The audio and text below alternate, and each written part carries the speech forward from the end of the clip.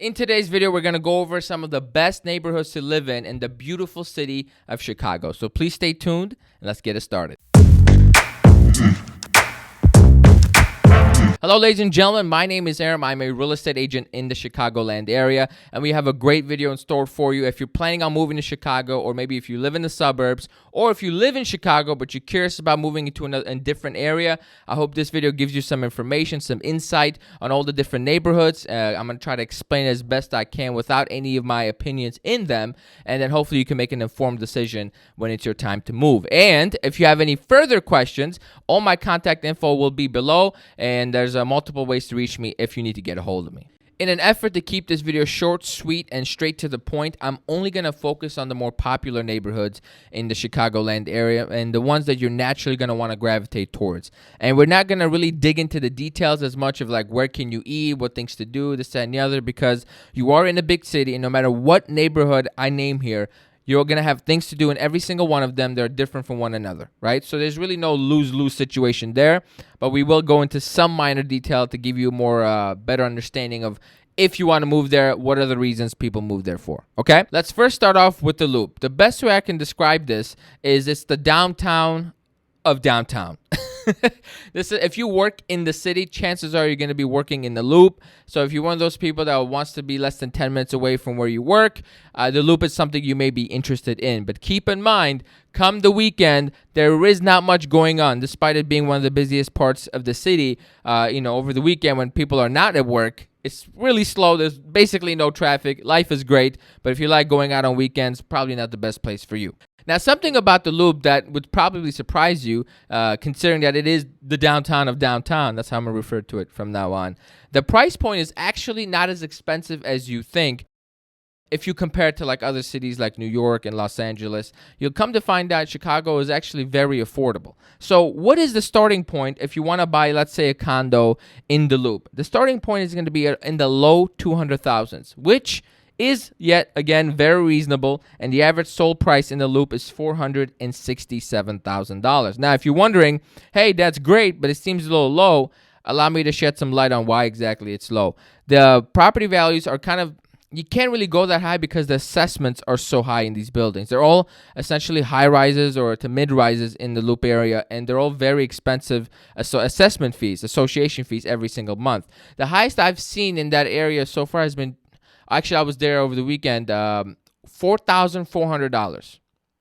Let that marinate a little bit. Obviously, this was a penthouse, but generally speaking, you'd pay anywhere from like $600 up to $1,200 a month in just association fees. So that is going to impact the price no matter what you do. Moving up north, I should say, to a region known as the Near North Side, where there's actually a lot of neighborhoods in that region. So we're going to go over some of them in a little bit more detail. Number one being Streeterville. If you ever heard of the Magnificent Mile, if you're not from Chicago, that's where that is. Navy Pier is also in Streeterville. It's close to the water, so if you like the waterfront properties, or you want to be like a 5-minute walk away from Lake Michigan, Streeterville is the one for you. And this is where the price points start going up a little bit, with the average sold price in the last year has been $658,000. And if you want a starting price point, if you really, really want to live there and you don't care, $150,000 will buy you a one-bedroom condo. But again, keep in mind, Streeterville does have some of the highest, I would say top 3 highest assessments I've seen in all of Chicago. So while it is $150,000, you may be paying like $800 a month in association fees. That's going to impact your ability to get that mortgage. Just a heads up. The other part of the other side of Streeterville, they're basically connected, is River North. This is another wealthy area. Again, a lot of food, a lot of good things going on, and the average sold price is $640,000. Very similar to Streeterville. It is not a waterfront at all. It is closer to the river. It is actually on the river. The best way I can describe it is, if this is the Loop, this right here is the Chicago River, this is River North, and this right here is Streeterville. My personal opinion, I think River North has some of the greatest views. You can see the water, you can see the river, and then you can see the lake if you have the right high rise at the right angle. So it is actually a great place to live if you can swing it. if you can swing it. Now, moving on to Gold Coast, this is where you start seeing a little bit more single-family homes than condos. In the Loop, River North, Streeterville, you're going to have about 80 to 90% is going to be all condos, right? When you get to Gold Coast, you start seeing more, first, older architecture, number one, and a lot bigger single-family homes, and obviously they're very expensive. The average sold price in Gold Coast is $623,000. And it's a mix of high-rises and single-family homes, unlike everything else, okay? It does have a lot of character. Me, personally, it's not my favorite. When I go there, it doesn't jive with me. I don't feel like there's as many things going on as some of the other areas like River North, Streeterville, and some of the next ones coming up on the list. Moving on to one of my favorite places to live in Chicago, that is called Old Town. Despite the name, it's actually a lot going on. It's a lot of young people live there, believe it or not, young professionals.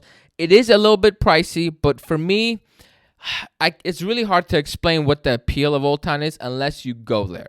Like when you drive through it, for me, there's just a vibe there that I like. And there's nothing else I could say. I would say the best way I could put it and leave it at this, it's the perfect combination of everything.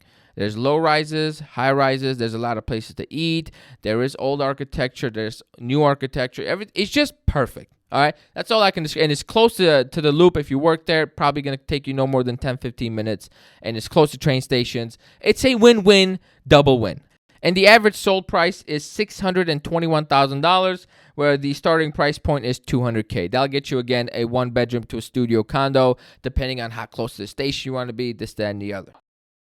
On to, I would say, one of the bigger neighborhoods in the Chicagoland area, and the most popular being Lincoln Park. Now, if you have a family, this is by far the best place to live if you have a family, because despite it being so close to the city, and obviously it's in the city, but the downtown area, it has a neighborhood feel to it. It's just hard to put your finger on it, but it's got a very neighborhood feel to it. It's close to the water. It's close to the train station. There's young people. There's middle-aged people. There's old people. There's just a combination of everything.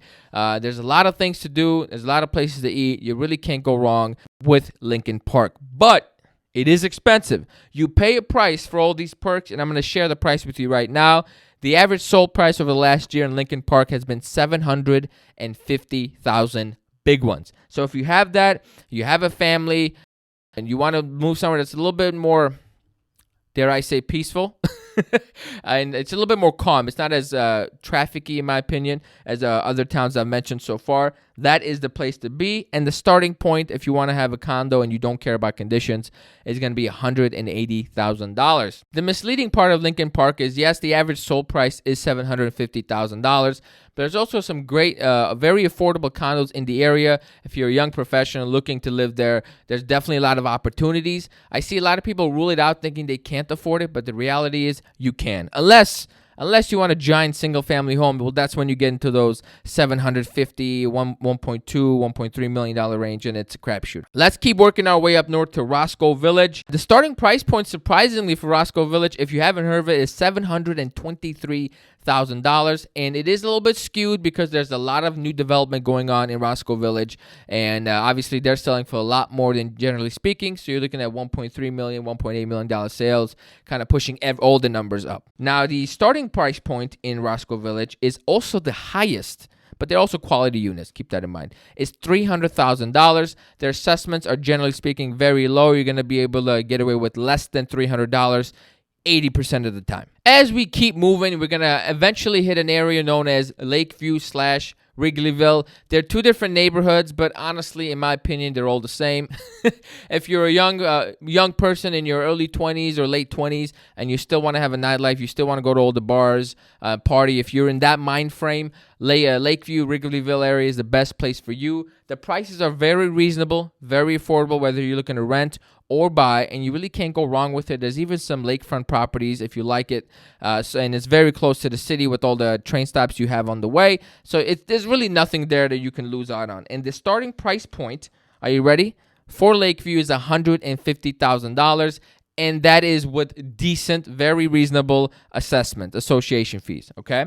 And the average sold price in Lakeview is $466,000. Now, compared to everything else, I think that's pretty reasonable. Now, that's as north as we're going to go, because once you get past Lakeview, all of a sudden your commute to downtown, I can't even, downtown to the Loop, where you're probably going to be working, is going to be 30 to 50 minutes, depending on how north you go. And at that point, are you really living in Chicago? Probably not, right? So we're going to cap it at Lakeview. We're going to work our way back south to South Loop. If you like living in the near the high rises and you like seeing all the beautiful skyscrapers, and you don't have the budget for the Loop or River North, Streeterville, that area, South Loop is your best option. Obviously, it's close to all the highways if you need to go to the suburbs, and it's very close to the Loop and all the other areas you need to be at. Now, the good part about South Loop is the price point, and it's very affordable. The starting price point is $150,000. That gets you a very decent one bedroom or studio condo, and the average sold price is among the lowest, which is $413,000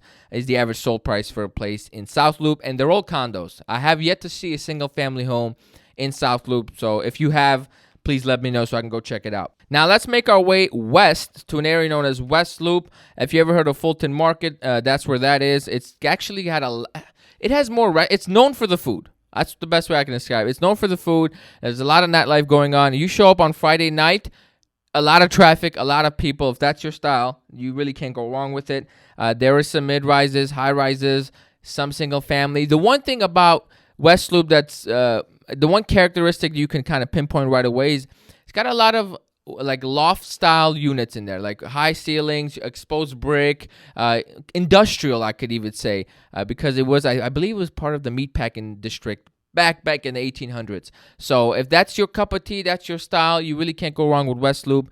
It's right past the river. If you're at the Loop, if this is the Loop, this is West Loop, judging by the name, right? So it's super close. If you work, your commute is probably still going to be 15 minutes maximum. And the price points start at $200,000. It's a little bit more pricey over there because it has been booming, and the average sold price is $650,000. Now, this part may not be important to you, but I drive a lot, so being close to highways is extremely valuable for me. And right now, West Loop is one of the better places to be because if you live in you'll know the highways. This is 90, this is 290, and then West Loop is like in this area. So you're right there in the center of them all. So if you do travel a lot, drive a lot for work, you really can't go wrong with West Loop. To wrap up the video, we're going to end with an area known as Logan Square. But to be honest with you, Logan Square, Wicker Park, Bugtown, if you heard of all of them, they're pretty much the same, going along the lines of Milwaukee Avenue. Logan Square just seems to be the next big hot thing, and it's growing very quickly. There's a lot of young people there, a lot of new restaurants popping up. So if you want to be in the in the loop with everything, if you want to be in the the come up area, that's the place to be, Logan Square. Price points are still very reasonable. I'll share them with you. Average sold price in the area is $470,000. Obviously, it's along the Milwaukee Avenue, right? The closer you are to the train station, the higher the value is, and the further away you are from the train station, the lower the value is, right? That's pretty easy to figure out. And you could probably get yourself a condo in the low 200,000s. There are more single-family homes there as well. A lot of brick construction. If that's your cup of tea, you'll enjoy it. You can't go wrong. It's about a 20 to 30-minute commute to the city. It's by far the furthest place you can live in the Chicagoland area and still be close to your work if you work in the Loop. And that pretty much wraps up the video. Those are some of the neighborhoods in Chicago you may want to look into if you're considering moving. If you have questions, please leave them in the comments. If you want to reach out to me directly, all my contact information is in the description below. And if you enjoyed it so far, please like, comment, and subscribe for more content like this. Again, my name is Aram. I'm a realtor in the Chicagoland area. Thank you so much for watching. Bye-bye.